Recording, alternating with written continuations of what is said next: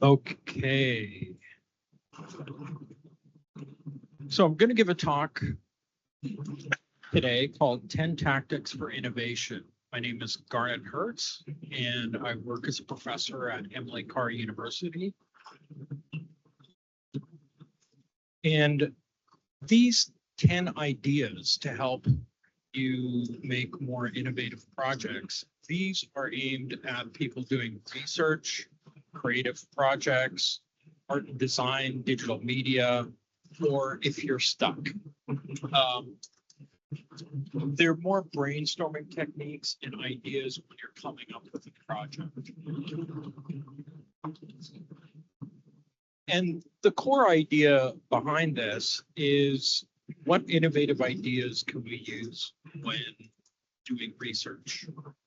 And in particular, in art, design, and digital media. So a bit about me, and thank you for the intro. I grew up in Saskatchewan, which is, has anybody here heard of Saskatchewan before? It's kind of like I wouldn't quite say a lonely place, but it's like where there's a lot of farming. I grew up with in kind of a rural environment. My dad taught engineering and my grandma was a painter, and I sort of ended up somewhere in between.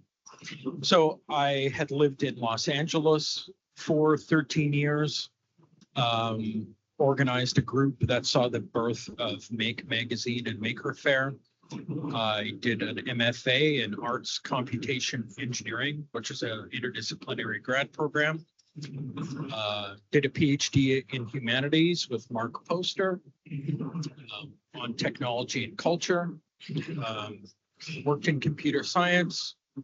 I've also worked at Art Center in Pasadena, and I've done a number of exhibitions around the world and have published on computer-human interaction as well. And I recently just finished a Canada Research Chair at Emily Carr University. And if you want to see anything related to this, the QR code goes to, I believe, my link tree or my book. So what I'm going to be talking today is all covered in my book called Art and DIY Electronics, which I released from MIT Press a couple of years ago. It's available for free.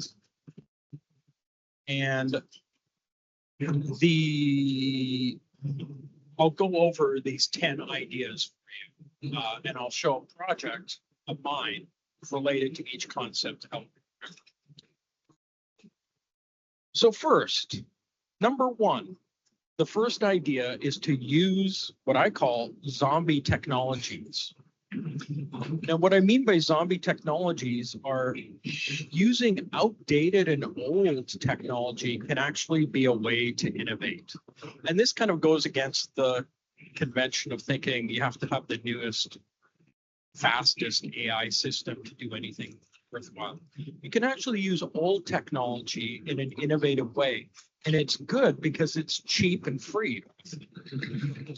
So zombie technology isn't necessarily cell phones for these people. That's not what I'm talking about. I'm talking about after something becomes obsolete, it's able to be bought for cheap and it's fun to experiment around with.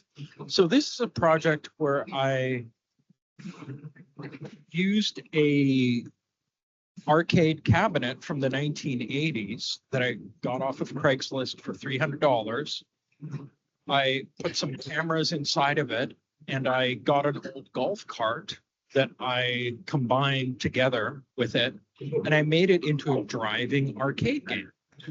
And so this arcade cabinet goes around the city. It's relatively terrifying to drive because I'm not a very good programmer in computer vision. So it has a custom computer vision system that tries to find where roads are, and it tries to translate that into an 8-bit, augmented reality. This is done quite a while ago, 2011. So this uses max MSP, jitter, C, and other stuff that would probably be a lot easier to make today. Another thing, another approach that I think is useful in working with technology is using functional, quick hacks to prototype quickly. And one amazing term, and I don't know if we have anybody here from India. Does anybody here know the term jugaad? What's jugaad? I would find like easier. Yeah. Every kind of like a problem we can see. Yeah, a problem to fix, a shortcut. Yes. So jugaad is a great concept coming out of India, and it has to do with using available materials and available technologies in an inexpensive way to just do a quick fix. It's kind of the best kind of English term equivalent is like MacGyvering, if anybody knows that term. Yeah. It's kind of like MacGyvering.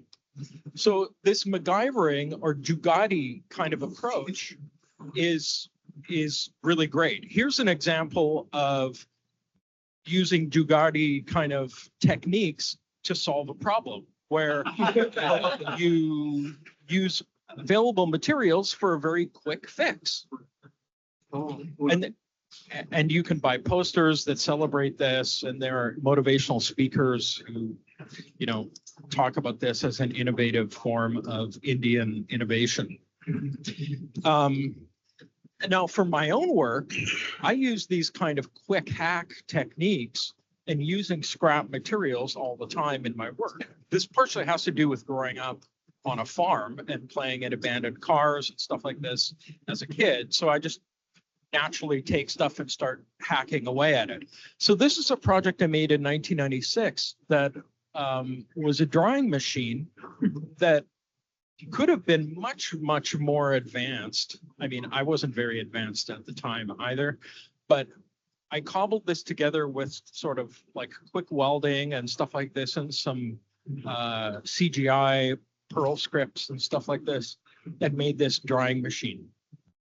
So, and it was still a very early drawing machine on the internet, and it was quite novel at the time, before YouTube.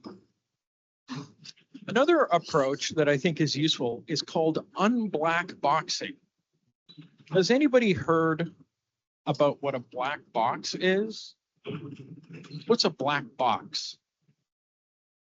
Using it like You got right there, like a flight recorder. It's like a contained device. You don't necessarily know how it works, but it's. Well, it's not. No, I mean, okay, I'm causing this. It's knowable, but not really knowable. Yeah. You get stuff out of it, but you don't necessarily know what's inside it. Yeah.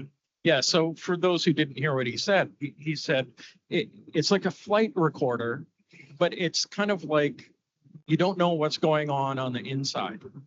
And a black box comes from an idea of a flight recorder, which isn't actually black. It's kind of ironic because it's actually orange. But a flight recorder that just records with just input and output. So a black box can be thought of something where data goes in. You don't know what happens on the inside, and then it just comes out. Your phones are much like this. There's a lot of technologies that are kind of sealed up that you don't understand how it really works on the inside. So black boxing is the idea of packaging stuff up in a kind of a sealed cube that you just use. And it's required for building technology. But this interior technology is really like an expert territory. If you've ever gone to like try to repair your phone, you'll soon discover that there's like 50 PhDs involved in, or hundreds, thousands, maybe PhDs involved in building that phone. So, but non-experts can take that open and they can manipulate it in other ways that are different than being an expert.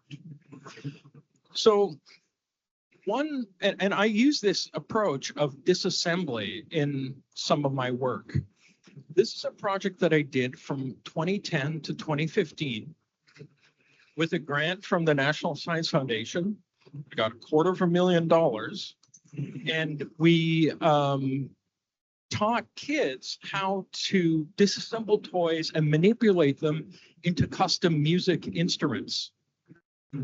And so this is a project that I worked on. I was actually working in computer science when I was doing this. It was really interesting to see. And part of the surprising thing is how capable kids were at it. But also how little kids actually know how to use a screwdriver, which is an entire other topic. And we did that in Chinese, Spanish, English. And this was the project out of that. So disassembly can be really useful, and taking things apart can be useful, and you can learn something from that process, even if you don't understand 100% of what's going on. Next thing. Does anybody know what a punk is? What is a punk? I asked some of my undergrad classes this, and actually I was talking to Topo and Ernesto about this. What is a punk? Someone who believes they're like, they are they, I guess, reading that, but like they out of their depth. They don't stop. Okay, somebody that's out of their depths. Probably like going against the system or something. Going against the system. Yeah, these are all kind of okay. These are all kind of correct. But like nowadays, when you say punk, the thing that I hear from my students that sort of surprised me, somebody's like, is that like kind of like emo? Like, you know, like wearing, you know, like a Y2K emo kind of thing with like, you know, studs and stuff. Is that like punk? And it really kind of surprised me because punk, when I was a kid, and I'm kind of ancient, I'm 51, but when I was a kid, punks were the coolest thing going on ever. And they were a very controversial kind of subculture of people who were into doing things themselves. They were into making their own music. They were into making their own clothes. It was a very self-sufficient kind of thing. And one thing that I think is useful to remind people about the punk movement is that there's this idea of like, you learn like a couple of chords of music, then you're okay to go start a band. And this is an important thing to think about the punk movement in general, and that I think is good for just generally people today, is the punk movement is sort of about not asking for permission to do something, to just hack at it and go at it in a very rough way. So if you can play two notes, you can start a band. That's what I would like to remind us of punk. So over the pandemic, I was very, very bored and going through kind of a midlife crisis that involved a lot of skateboarding, which is another topic. But I started noticing graffiti and started seeing it and started producing it because I made this oath to myself that I was going to skateboard every day. And the artwork in a skate park is just phenomenal. I had no idea. So I started doing graffiti of different kinds, and these are all the better pieces, but not very good to start with. And so the interesting thing that this kind of led to, so I just kind of went into trying graffiti without any background or technical knowledge. And the end result is that I taught a class at MLA Carr called How to Appreciate Graffiti. Now, this is a really interesting class, and I can talk about my work in graffiti maybe another time, but it was a really interesting class because this is the syllabus that it was made that was, you know, kind of in the style of graffiti. And we went through the whole curriculum we made a exhibition at the end of it, and we made a publication at the end of it. So it's just kind of like an interesting thing where I tried something new that I didn't really understand. It turned into getting to know a lot of people that I didn't know. It changed my social circles, and it brought me into connecting with people from the Indigenous community, people from the downtown east side, people from galleries, and that kind of thing. So I think the punk approach sort of helped me in this project. Next, and I should say, I have 10 points here, and you get a bonus point if you can remember all of these, because if I was in the audience, I probably wouldn't be able to remember all 10, but hopefully you'll remember a few of them. Next, see Wabi Sabi beauty. Has anybody here heard of the term wabi sabi? Do you want to give what you know about wabi sabi? Well, yeah, I've heard of it, but I'm reading it's there, but yeah. I guess, yeah, so I guess symmetry is sort of a classical form of aesthetics, but I guess obviously maybe curated and symmetry or things are meant to be a bit wonky. Okay, so he said symmetry is one kind of form of aesthetics, but wabi sabi is like a different approach to aesthetics, and I'm paraphrasing you. That's totally correct. But wabi sabi, and you can get posters of wabi sabi and Jugad too, I think from the same supplier on eBay. Wabi sabi is this respect for things that are rugged, respect for things that are worn, respect for things that are impermanent, respect for things that are asymmetrical. So to find the beauty in a piece of pottery like this, it is an approach that is more kind of wabi sabi. Same thing with a bowl like that. It doesn't need to be perfect to be beautiful. And you can get deep into the philosophy of this. Just interesting. I won't have time to do that today. But for me, it's something useful to remember when I'm trying to get something to be perfect. You can also step back and look at it and go like, okay, does this have to be perfect? Maybe it will be better if it's imperfect. So a guy, Leonard Cohen, wrote a book called Wabi Sabi for Artists, Designers, and Poets, I think. And he has these two lists where this is modernism and this is wabi sabi. So modernism is like the box, it is the best. This, like the imperfect bowl, is the best. Or human-made materials versus natural materials, slick versus crude. Okay, so kind of setting up two ideas there, kind of a contrast to contemporary modern fast existence. It's more slow, it's more textured, it's more imperfect.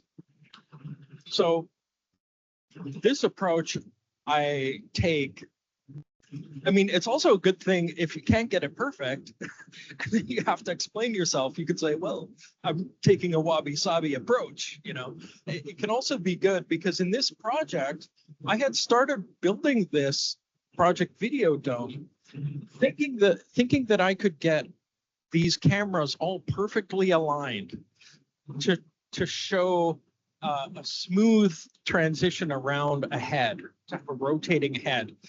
But I soon discovered that these cameras they're way too close. Their focal lengths are all screwed up. I would have had to make a bigger dome. But then I see in this system that it's all jittering and like nuts, crazy. And it's sort of like, so in this project, I kind of stopped and I went like, okay, like I don't need to get all these cameras aligned. I can, something really frantic and unaligned, it actually works okay too. So, okay, number 6, we're rounding the bend here. Use burlesque. Now, this isn't the part of the show where I show that I take off my shirt and I show a corset underneath.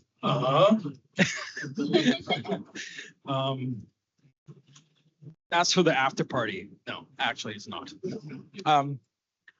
The idea of burlesque is really interesting. Now, I'm not sure I want to ask people who knows what burlesque is, because if you do a Google search for burlesque, you end up with kind of an old time kind of strip show of kind of looks like they were from the 1920s or something. However, burlesque is something much more interesting than this. It's actually a form of class warfare. Anybody know that? Class warfare. How is burlesque class warfare? Well, burlesque actually comes from an idea of either low social class people making fun of high social class people. So in other words, low status people making fun or joking about the monarchy in England, let's say. Or else it can be a high society, an upper class person making fun of a lower class person. And it's called low burlesque when you're a low class person making fun of an upper class person. And it's actually called high burlesque when you're an upper class person making fun of a lower class person. Kind of like caste warfare or class warfare. So to bring this example home, let's just suppose that Shakespeare is the example of high class and The Simpsons is low class. So if we want to visualize this, and hopefully you'll remember this idea of burlesque because it's actually interesting. So Shakespeare is up here, The Simpsons is down here. So if we had a low burlesque thing would be The Simpsons doing Hamlet, doing Shakespeare. The Simpsons kind of using low class kind of Homer Simpson talking about Hamlet. That would be an example of low burlesque. High burlesque would be like using Shakespearean language to be like, Bart, get me my beer, please. Whatever. Like the high class thing making fun of the lower class thing. This makes sense to anybody. Few nods in the crowd, kind of. Yes. Yes. So, and a common term is called punching up humor, where a lower class person is making fun of an upper class person. Punching down is when somebody higher class makes fun of somebody lower class. So I find the first, punching up humor, to be useful, to use technology and ideas in different ways to make a parody of advanced technologies. So stick with me here. This one is a bit of a stretch, but and so I built this project from 2005 to 2007 that uses an insect to control a robot. At the time that I had done this, there was tons of research interest in using insect models and a whole field called biorobotics that was sort of being seen as the pinnacle of robotics technology. And so my kind of joke, if you want to look at this as a burlesque critique of that end of robotics, is that I said, oh, you want to be inspired by insects? Here's an actual insect. So I used kind of a very low-tech thing to make a comment on a high technology kind of system.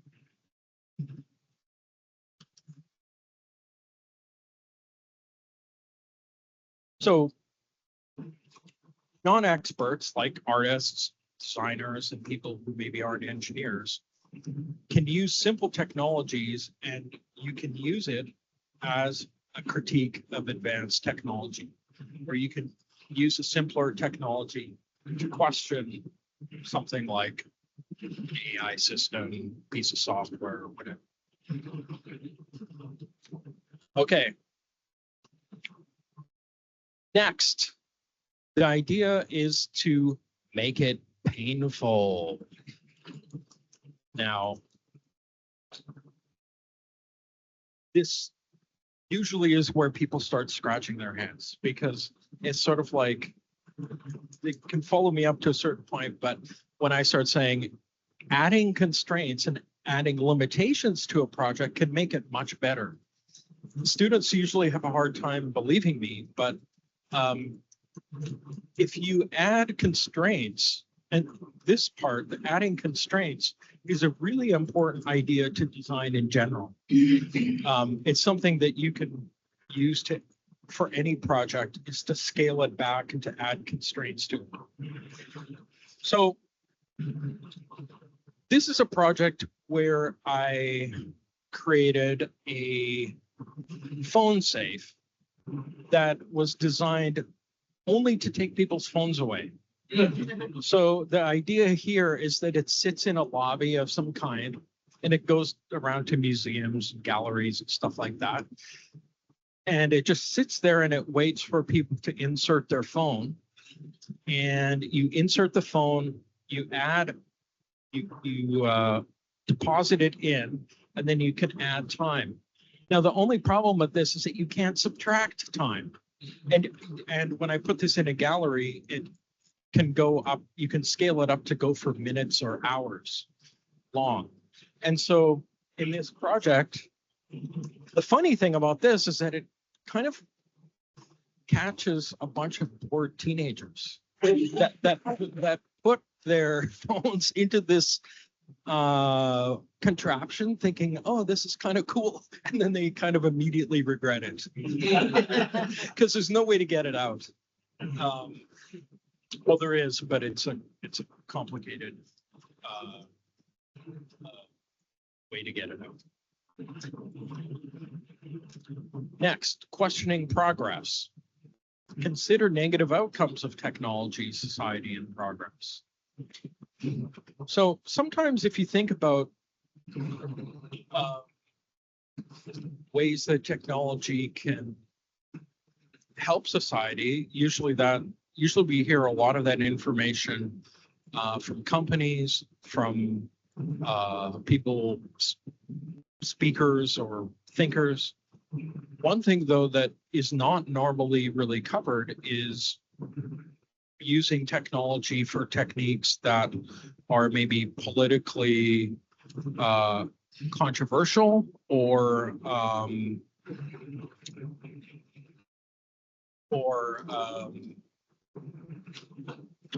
used as a form of protest. So for example, so I did this publishing project and I invited people from around the world to submit projects that were industrial design and electronic projects that had something to do with protest. So I'll just actually talk about this one for a bit because it's kind of really an elegant piece of industrial design. It uses an alarm here, ARM, that's a 79%. It's called the 79% work clock. And it's designed with the idea that women are paid on average, and this is based on a statistical average, that they get paid 79% of what a guy gets paid. So the idea with this clock is that women can set this alarm to be at 79% of their work days, and then they can go home. Then the alarm goes off, they go home or go out for martinis or whatever, marking the end of their day. So there are a whole ton of different projects that I edited into this book.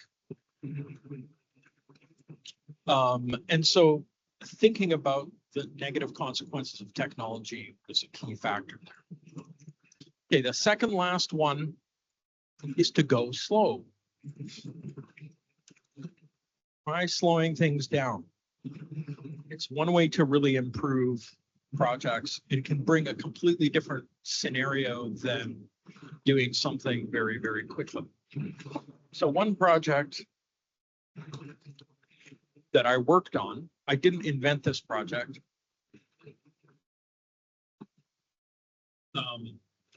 This was by Ishak Bertrand. This is called Slow Game. And you make one move every day, and it takes years to play. Like it's the type of thing where it takes, yeah, one move every day using very simple game mechanics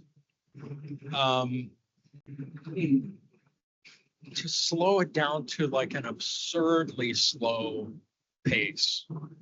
And what happens when you slow things down this much is that you start, it really kind of messes with your mind because you have to bend your mind pretty hard to be able to remember what happened yesterday and then the day before and then the day before and the day before. And so it's a useful tool in re-experiencing time in a different way. So on this project, I worked with a team from SFU, and what we tried to do is make a more refined version of this. Tried to CNC it out of wood that we had that I'd collected, and tried to get moss growing out of it, and try to get our really organic looking computers platform. So in this project, we had CNC'd enclosures, redesigned the interior mechanics of it, and ended up making a computer system that just looked like a wooden block, where the screen shone through the veneer of wood. It was a nice way to go. All right, number 10, last but not least, read. And I don't read as much as I used to, but I still am a big fan of books. And I think that there's really a lot to be had about reading books.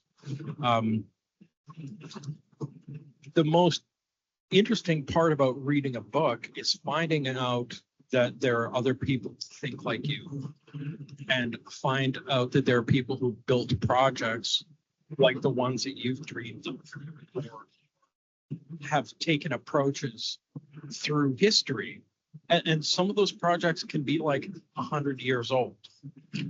So as a last kind of plug for my book, I worked on this book and released it, and it has a lot of great stuff in it that I've covered here today. And there's a whole bunch that can be said about the book, but I go into a number of other ideas, bricolage, interactivity.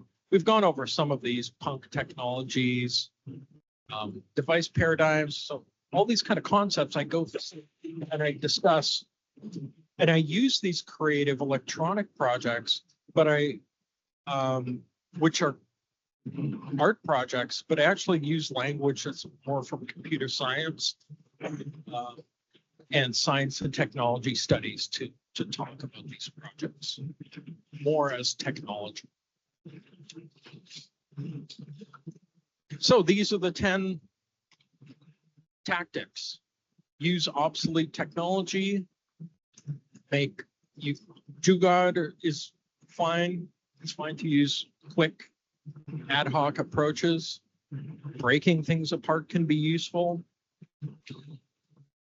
Aggressively trying things that you're not very familiar with can be good. See the beauty of imperfections. Use humor to punch up. add constraints or make it take things away as a way to improve the project. Consider negative outcomes. Slow things down. And read.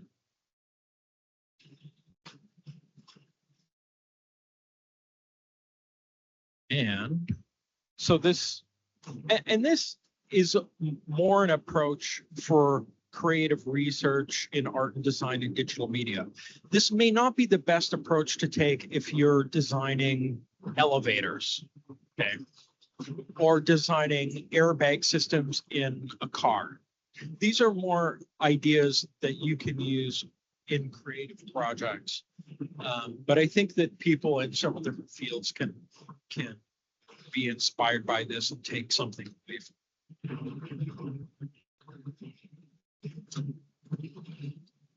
And that's it for my talk. So thank you.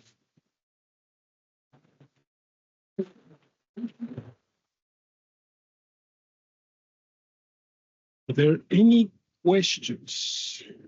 Complaints? No, just kidding. Questions? No comments? Yes. I know I keep speaking, but I couldn't resist. You've got Maiwa Denki on your last one of your slides there, and I was fortunate enough to see them in Japan this summer. Yeah. This guy, these guys are. Their father used to have an electronics company that went out of business, and they turned it into an art project. So they make their own musical instruments and do performances. And they have, like, I wouldn't say cult, but they have a dedicated following of fans. So I went and saw them in Kyoto this summer. I didn't know what was going on because my Japanese is that good, but it was a very interesting experience. And they have plans for like sushi-shaped musical synthesizers that you can download and make. And I didn't make it, but I bought them at the concert. Yeah. Oh yeah. Yeah. And I have a full chapter on them in my book. And they're absolutely phenomenal because they wear these kind of like factory worker kind of outfits, and they kind of are quite kind of like serious about it, but then their devices are just like crazy. And they're very whimsical interfaces, and they're called the Meiwa Denki. If anybody wants, they actually release toys, and they release musical instruments for children and adults, but then they also do these performances with these like crazy percussive devices and stuff. So Yeah, if anybody wants to see, come see me. I have their little sushi musical instruments in my phone. okay, thanks. Thank you so much for your talk. Sorry, obviously. I wanted you to talk more about you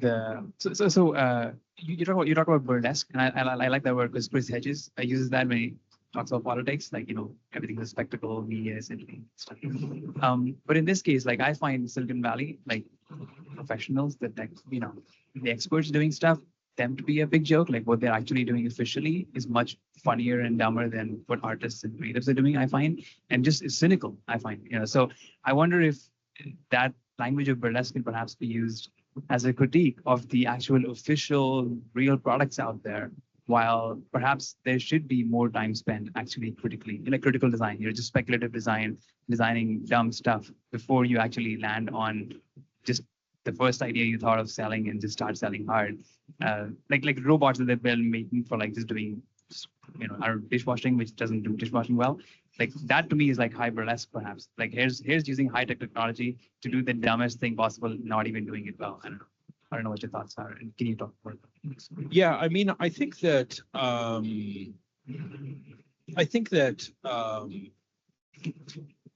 for burlesque, that it can be thought of as just a general technique of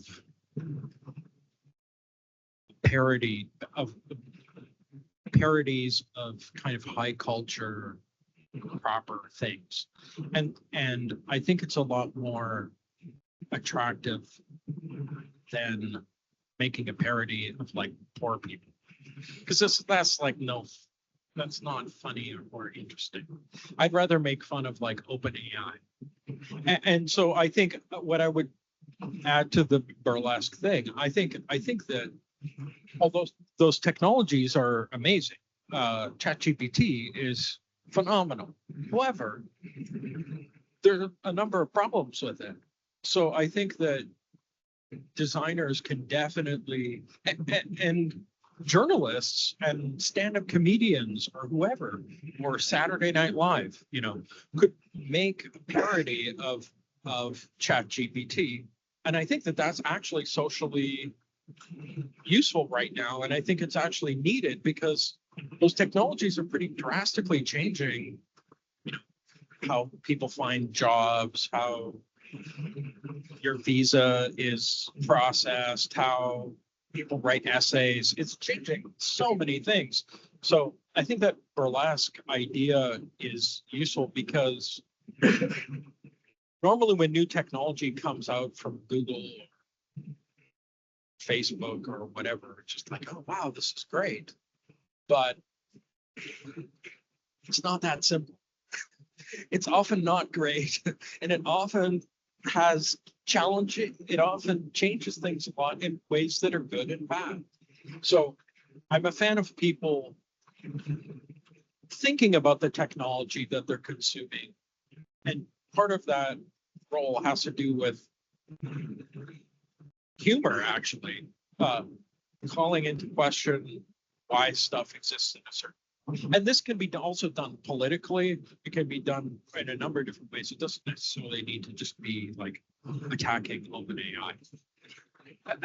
If I may follow up, I think then I appreciate that context. I think I'm sort of suggesting that yes, we should obviously be parodying and critically analyzing the work that's being put out by commercial industries because it affects us, but also that their active efforts are a parody of real culture and real human life. So I think I'm saying that they're already actively doing that, like and I'm not for the people who are like yelling that Stable Diffusion should be banned because of training on artists, but the idea of the Ghibli filter was an actual parody of life to just put it out as a product day one or just one day. Like, hey, here's the entire world should just make a cartoon picture of themselves and this is a cultural phenomena. Like that was a real like parodying of humanity. I find it was not beneficial to anything. It was just in some ways a speculative design project, but done at a grand scale by a company, and they're the ones laughing at us.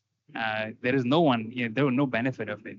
One cute photo of you sending to your girlfriend doesn't make it, that rich. And so we should, I think, just generally have a sort of Garland-esque like assume that it's idiotic and assume there's a malice, critique it, then maybe you find something good in the middle of the Silicon Valley stuff happening. So as opposed to, oh, new technology is out, let me see what's bad about it. No, just assume everything happening on a commercial level is a parody of the real world. Right. Then possibly see where some beneficial. So it's a very, very biased view, but I love the burlesque analogy because there is a attack happening already on the other side, and people just don't see it as an attack because it's like commerce is a well understood or well accepted thing. So yeah, of course, people do business, you make money, of course. How do you productize this thing? Well, let's just sell, like let's put it behind the paywall. So I'm suggesting like they're already attacking you, so please go attack. Yeah, thanks.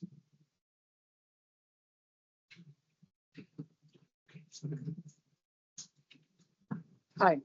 So what strikes me about the tactics that you've listed here is that on one hand, it's a way of working, but it also appears to me to be kind of a way of thinking and seeing kind of a philosophy of work. And so thinking about your lab, I'm wondering how you kind of, given that we're kind of steeped in this, like make everything smooth and make things done fast and make them profitable, how you can kind of keep those principles in mind when you're working with other people. Everybody agrees they want to kind of stick to this. How you kind of keep those guardrails going, or even introduce these tactics if you're starting a new organization or group wants to work in this way. Yeah, because like if you're working on a team, And if you're the only one making it really slow, there might be problems. Like I get it's a great question. And you're right to say like, hey, hold on, like how do we encompass this as a team? And you're right, like I think it's easier to have questions like this be part of like the philosophy of a project in general that people sign on to. And it's easier doing solo project like this as a criticism of something else or a questioning of something else, or done as a startup where people, you talk about approaches like this and you're like, okay, let's make this like super slow user interaction, and then everybody's like, okay, yeah, let's go for it. It's true that, and so this is more handy either when designing the concept for the idea in general, but this isn't the kind of approach you want to take to your job as a waiter, and that you're showing up for work for. It's like, okay, let's be punk today, like that may not go over so well. So it's more kind of an approaches for doing independent design work.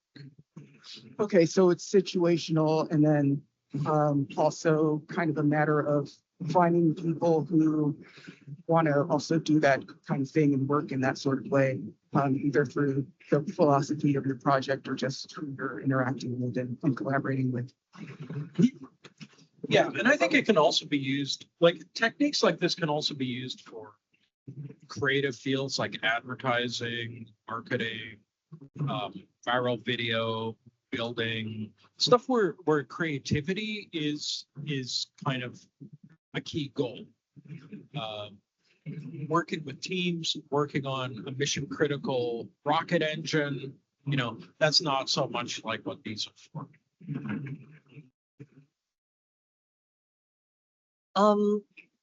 So I actually have two questions, but let me just start with, I guess, there's one and we'll see about this one later on.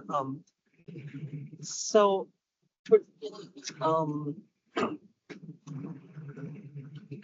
the host was mentioning something about something called critical making.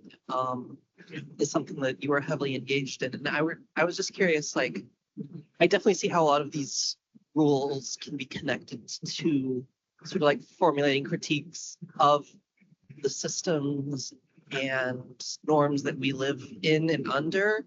But I'd also just like to know, like, how do these practices and your general ethos relate more directly to like that idea of critical making, and how might we as artists be able to implement it in our own works? Yeah, I mean, the idea of critical making comes from critical thinking, where critical thinking is an idea where you kind of think about a perspective from several different perspectives. You don't just kind of assume you know what is going on with it. You look at it from several different perspectives and you think about it critically in kind of a balanced way. The same goes for when you're building objects. There's a way to make objects that form a kind of like an argument. You can make an argument and you can make a point by designing objects in unique ways. So you can build machines video games that are really slow. And this can be an example of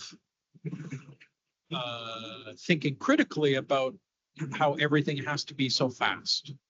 So critical making is just kind of like an umbrella term that I would kind of put over top of all of this, where it's this idea where you can have designed objects that actually bring an argument as a result of them being built, if that makes sense. So I think I see almost like a connection to sort of like what Dadaism was going for, where there was this active effort to, implement, do things like take everyday objects and sign them, maybe like turn them on their side or something similar to kind of, put forth the question, what's art? And more generally, that's kind of extended into the realm of pop art, conceptual art, etc. Would you say that those sort of traditions are like foundational for you, or at the very least connected to what you're sort of going for with this idea of critical making?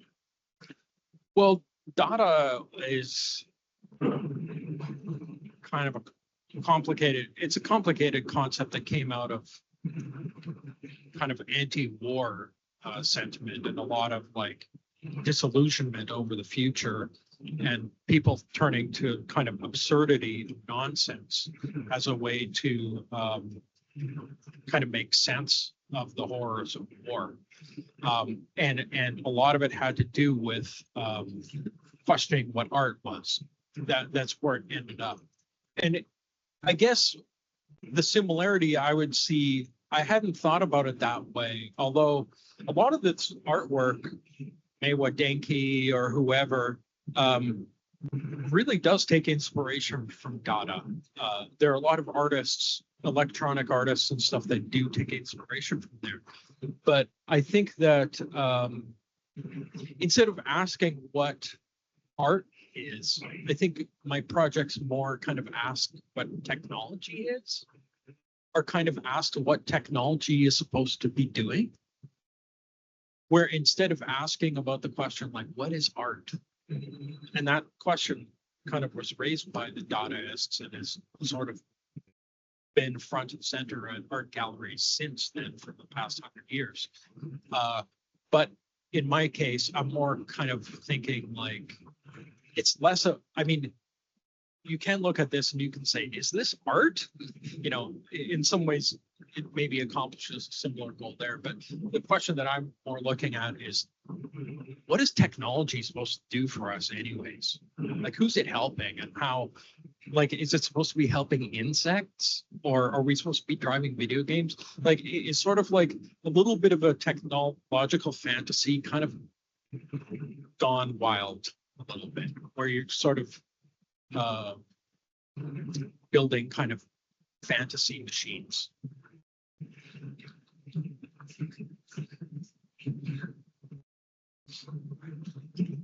Hi.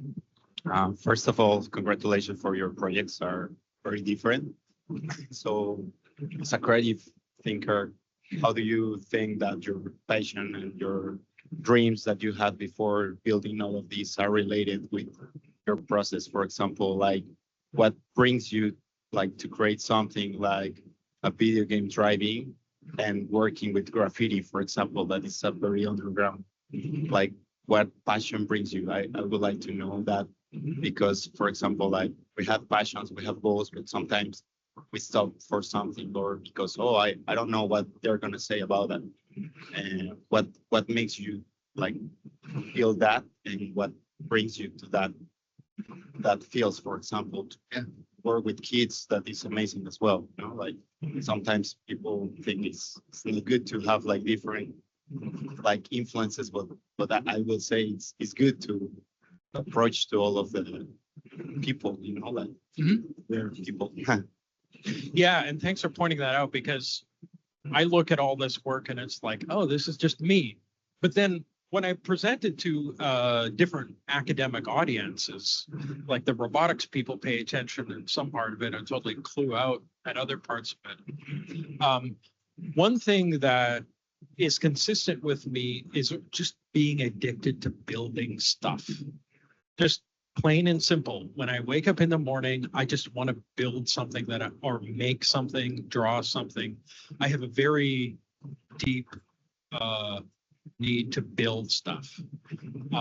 And that kind of perpetually being in kind of like a kindergarten mode where I constantly want to try to learn new techniques. And this is something that stayed consistent. And I don't really have like a fancy term like lifelong kindergarten or something, lifelong learning or something. Maybe that could be my next book or something. But the trying to approach new things and to try to do them well and take time to learn them well. That's something that I has always stuck with me. That kind of underlines all this stuff. And that's a deep, I can't really describe what gives me that. That's just like I was born with that. And I feel like it's like this gasoline engine that just keeps kind of putting along and just kind of wanting to continue to learn new things. So,